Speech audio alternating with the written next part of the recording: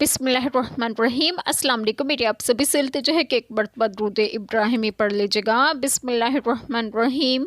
अल्लाहुम्मा सल्ली अला मुहम्मदिन व अला आलि मुहम्मदिन कमा सल्लैता अला इब्राहीम व अला आलि इब्राहीम इन्नका हमीदुम मजीद।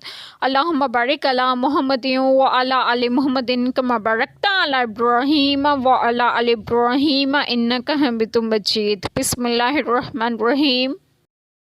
तो कैसी होगी जब हम हर उम्मत से एक गवाह लाएं, और ए महबूब सल्लल्लाहु अलैहि वसल्लम तुम्हें उन सब पर गवाह और निगहबान बनाकर लाएं।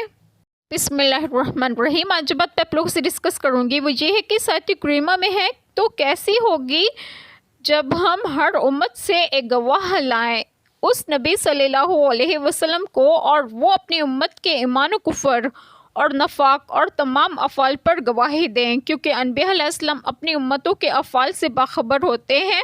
और ए महबूब सल्लल्लाहु अलैहि वसल्लम, आप सल्लल्लाहु अलैहि वसल्लम तमाम नबियों पर शाहिद हैं।